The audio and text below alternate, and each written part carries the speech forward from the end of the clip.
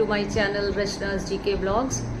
और आपने अगर मेरे चैनल को सब्सक्राइब नहीं किया है तो ज़रूर सब्सक्राइब कर लीजिए और साथ ही साथ सभी वीडियोस को देखिए, पसंद कीजिए, शेयर कीजिए अपने दोस्तों के साथ, फैमिली के साथ। और आज हम लोग इस अपने वीडियो में एक शब्द की बात करेंगे, सेंगोल। सेंगोल, जिसको अगर आपने अखबार में पढ़ा होगा आज इसके बारे में, तो आपने देखा होगा कि इसको 28 मई को जब हमारा नया संसद भवन का उद्घाटन होगा तो उसमें प्रधानमंत्री जी के द्वारा इसे लोकसभा के अध्यक्ष की मेज के पास रखा जाएगा। तो ये है क्या सेंगोल?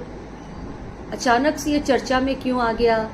इसका ऐतिहासिक महत्व क्या है और इसका निर्माण कैसे हुआ, कहाँ पर हुआ और ये क्या सिंबलाइज करता है, ये किस चीज़ का प्रतीक है, ये आज हम चर्चा करेंगे। और इसलिए वीडियो को पूरा ज़रूर देखिएगा, तभी आपको पूरी जानकारी प्राप्त हो सकेगी। तो दोस्तों, सेंगोल का अर्थ है राजदंड, सेप्टर अंग्रेजी में इसको कहते हैं। और राजदंड का हमारे इतिहास में बड़ा महत्व रहा है। जिसके हाथ में राजदंड है उसके हाथ में सत्ता है, शक्ति है, ताकत है और उससे ये उम्मीद की जाती है कि वो न्यायपूर्ण तरीके से शासन को करेगा। कौटिल्य अपने अर्थशास्त्र में राजा को सेप्टर देने की बात कहते हैं, राजदंड देने की बात कहते हैं। और जो शासन है वो इसी सेप्टर के द्वारा किया जाता है। जैसे ब्रिटेन में मुकुट का शासन होता है, क्राउन का शासन होता है। राजा तो मात्र एक व्यक्ति है जो आता जाता रहता है, यानी आता जाता का मतलब कि उसकी मृत्यु हो सकती है, लेकिन क्राउन की मृत्यु नहीं होती, क्राउन हमेशा जीवित रहता है। उसी तरीके से राजदंड होता है, सेप्टर होता है, या सेंगोल है की बात जिसकी हम कर रहे हैं उसको कह सकते हैं। तो सेंगोल का इतिहास क्या है? जब भारत आज़ाद हुआ तब लॉर्ड माउंटबेटन, जो उस समय भारत के वाइसरॉय थे, उन्होंने पंडित नेहरू से ये पूछा कि क्या ऐसी सेरेमनी की जाए, कौन सा ऐसा समारोह किया जाए जिसमें सत्ता का हस्तांतरण किया जा सके, ट्रांसफर ऑफ पावर किया जा सके। नेहरू जी ने अपने कांग्रेस के सहयोगी सी राजगोपालाचारी, जो इंडिपेंडेंट इंडिया के पहले और आखिरी इंडियन वाइसरॉय थे, उनसे बात की। और सी राजगोपालाचारी ने, जिन्हें राजा जी कहते हैं प्यार से, तो राजा जी ने नेहरू जी को ये सजेस्ट किया कि जैसे हमारे पुराने चोला डायनेस्टी के द्वारा किया जाता था कि जब सत्ता का परिवर्तन या हस्तांतरण होता था तो जो सत्ता ग्रहण करता था उसे एक सेंगोल या राजदंड या सेप्टर दिया जाता था और इसे जो हाई प्रीस्ट थे उनके द्वारा दिया जाता था और राजा को इस तरीके से अथॉरिटी दी जाती थी, ऑथोराइज किया जाता था कि वो जस्ट तरीके से शासन करे।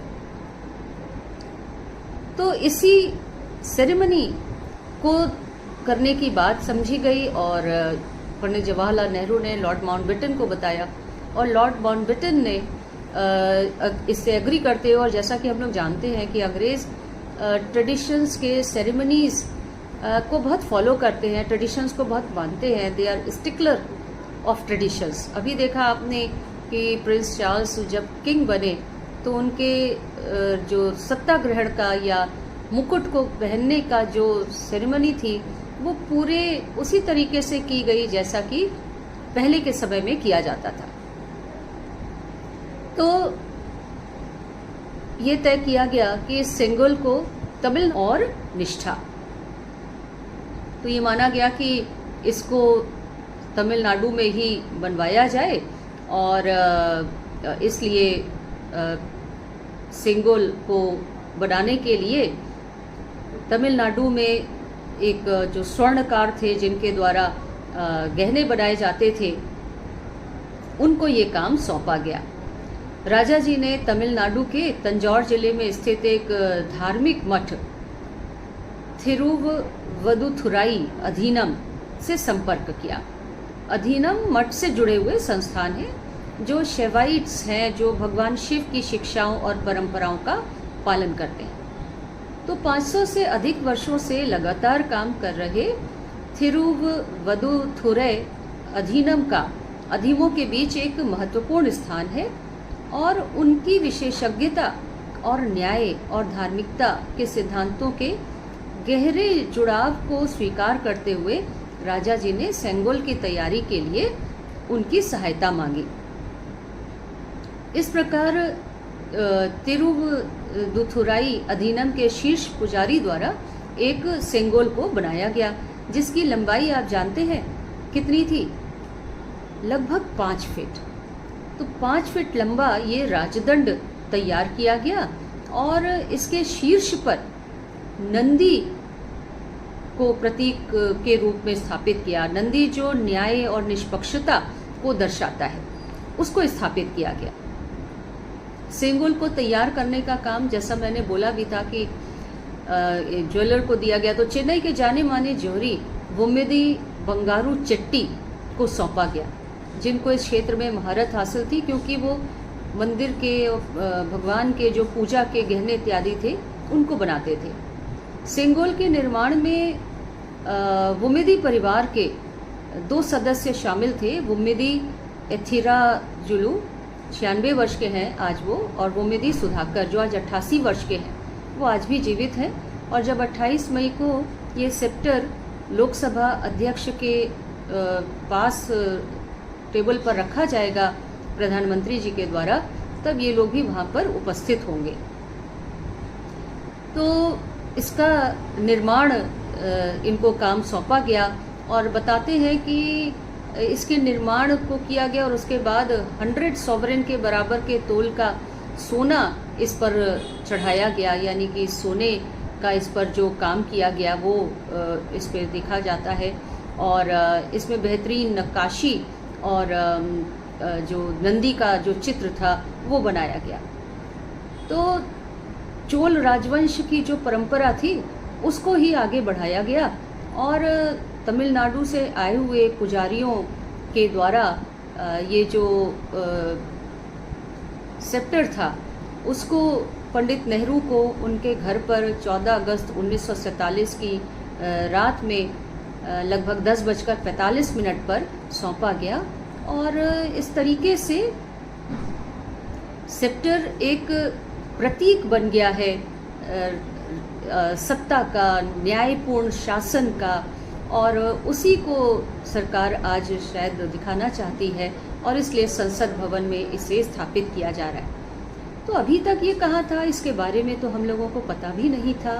हमने भी अभी सुना इसके बारे में कि ऐसा कुछ सेंगोल या राजदंड या सेप्टर मौजूद भी है, जिसे लॉर्ड माउंटबेटन ने दिया था, हैंड ओवर किया था हमारे प्रथम प्रधानमंत्री जी को, और ये सत्ता के हस्तांतरण का एक प्रतीक है। तो इसके बारे में जानकारी इसलिए नहीं थी क्योंकि ये दिए जाने के बाद इलाहाबाद में नेहरू जी का जहाँ सारा सामान रखा था वहाँ पर रख गया और इसको वॉकिंग स्टिक के रूप में देखा गया। म्यूजियम में जहाँ पे ये रखा हुआ है सेप्टर, उसकी जो लेबलिंग की गई है वो इस तरीके से की गई है कि ये नेहरू जी को दी गई सुनहरी छड़ी है, तो उसको छड़ी का नाम दे दिया गया। और इस मिस लेबलिंग की वजह से उसका जो इतिहास था वो खोसा गया था।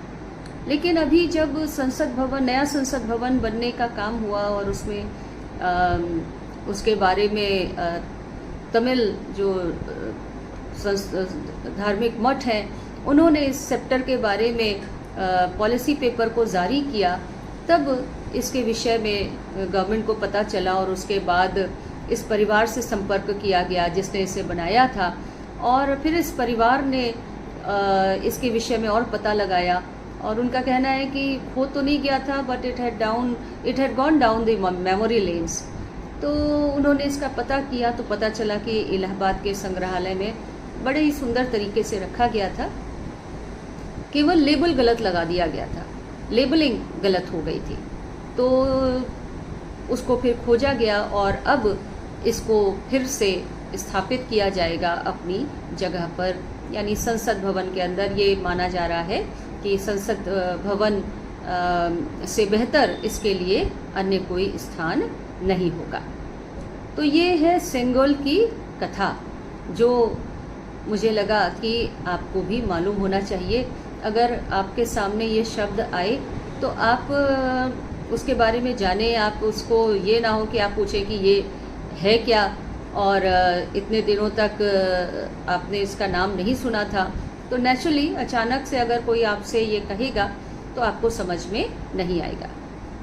तो सेंगोल या राजदंड या सेक्टर, ये सभी एक ही प्रतीक चिन्ह का नाम है, और ये प्रतीक है ट्रांसफर ऑफ पावर का, सत्ता का, न्यायपूर्ण सत्ता का।